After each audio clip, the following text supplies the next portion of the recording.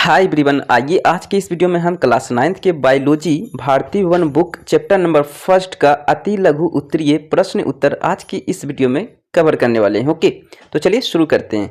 पहला क्वेश्चन हमारा है, कोशिका को सर्वप्रथम किस वैज्ञानिक ने देखा। ओके, तो कोशिका को सर्वप्रथम रॉबर्ट हुक नाम का वैज्ञानिक ने देखा, जो कि 1665 ईस्वी में देखा था। ओके, नेक्स्ट क्वेश्चन है, कोशिका को जीवन की संरचनात्मक एवं क्रियात्मक इकाई क्यों कहा जाता है। ओके, तो इसका आंसर हो जाएगा, सभी जीव कोशिकाओं के बने होते हैं। ये जीवन की मूलभूत इकाई है। ओके, जीवित कोशिका में मूलभूत कार्य करने की क्षमता होती है। ओके, यहाँ पे कर दीजिएगा इसे क्षमता।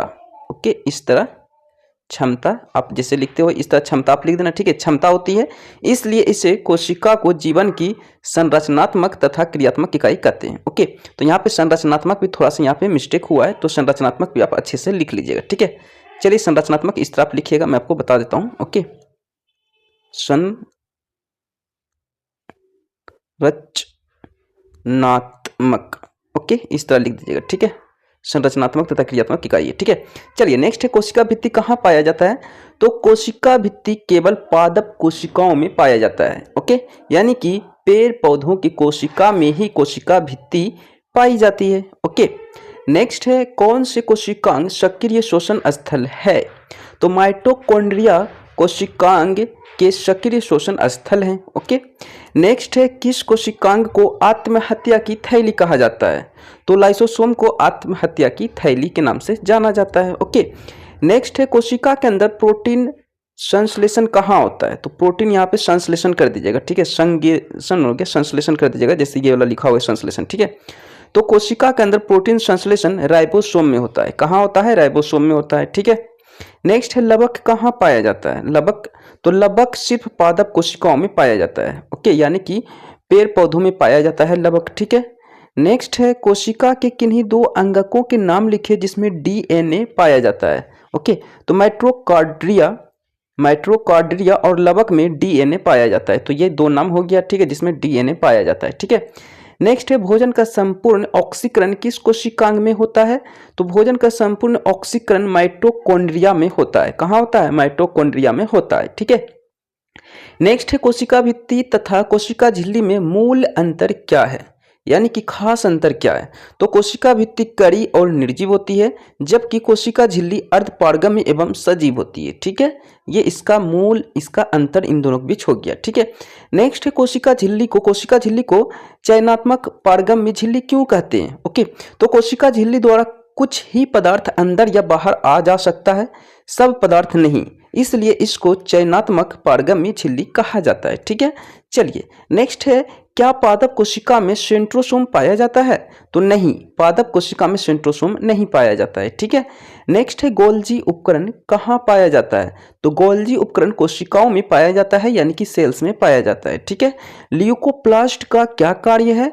तो ये खाद्य संचय का कार्य करता है। ये क्या करता है, खाद्य को इकट्ठा करता है, इसका कार्य करता है। ठीक है, नेक्स्ट है, अंतःपरध्रुवीय जालिका कितने प्रकार की होती है। तो ये दो प्रकार की होती है, चिकनी और दानेदार। ठीक है, नेक्स्ट है, कौन सा कोशिकीय रचना जीन वाहक है।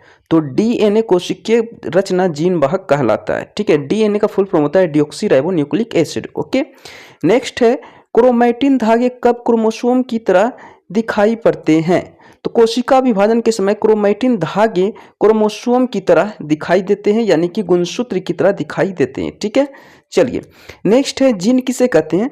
तो डीएनए के क्रियात्मक खंड को ही जीन कहते हैं। ठीक है, यहाँ पे कर दीजिएगा जीन कहते हैं। ओके, ये वाला जो है इसको कर दीजिएगा जीन कहते हैं।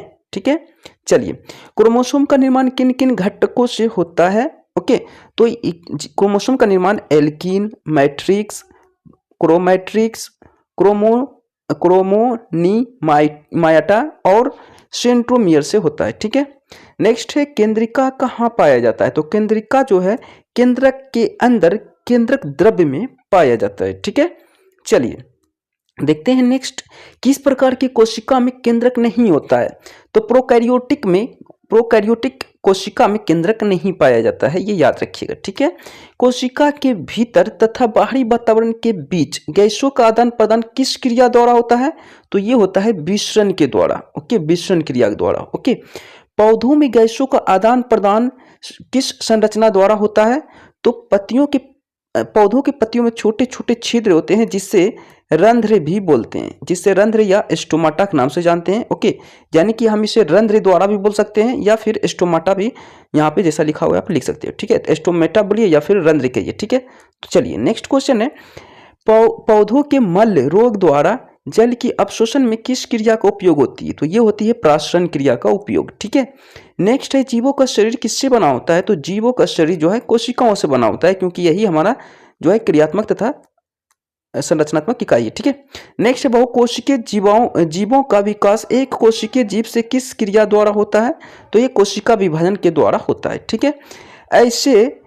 ऐसे कोशिका का उदाहरण दे जो अपना आकार बदलती है। तो अमीबा का कोई आकार नहीं होता है, यानी अमीबा इसका राइट आंसर हो जाएगा, ठीक है।